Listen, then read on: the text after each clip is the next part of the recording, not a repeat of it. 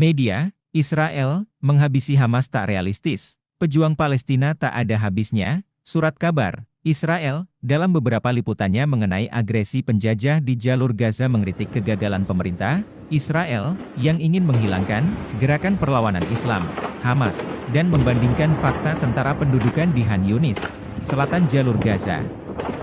Majalah Time menyinggung tentang tren para pejabat Eropa yang menyerukan gencatan senjata berkelanjutan di Gaza, sebuah tren perubahan sikap pemerintah AS terhadap Israel, dan meningkatnya fokus perang Israel terhadap gerakan Hamas. Majalah tersebut menulis, berdasarkan para ahli, menghilangkan ideologi Hamas adalah sesuatu yang tidak mungkin dilakukan bahkan jika Israel mampu menghilangkan pemerintah di Gaza.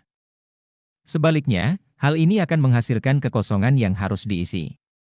Dalam konteks yang sama, surat kabar Yahudi, Yediot Ahronot menulis bahwa pengumuman apapun tentang kehancuran Hamas hanya akan melahirkan ilusi dan terpisah dari kenyataan dan menunjukkan bahwa situasi di Han Yunis berbeda dan lebih kompleks dibandingkan dengan apa yang terjadi di jalur Gaza bagian utara di masa lalu.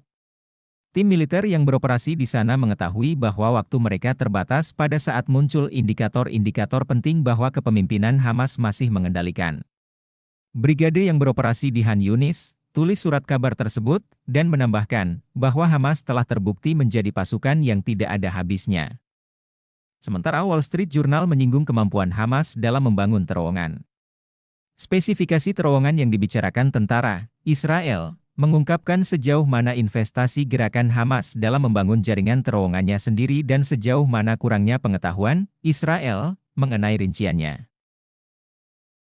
Surat kabar itu menambahkan bahwa terowongan Hamas yang menurut Israel bahkan sangat dekat dengan pangkalan militer menimbulkan banyak pertanyaan tentang jumlah terowongan lain dengan ukuran yang sama yang mampu dibangun Hamas di dekat Israel tanpa sepengetahuan pihak militer.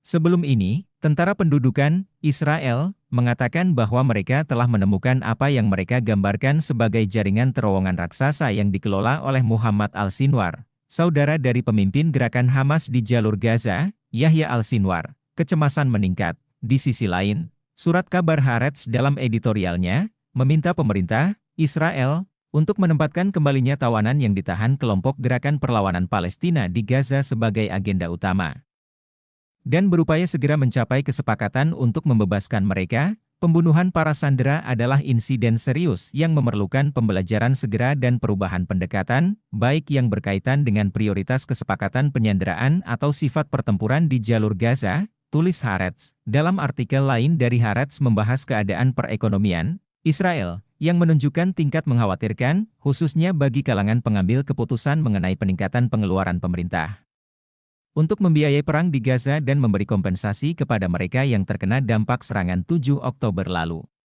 Sumber berita ini diambil dari halaman hidayatullah.com.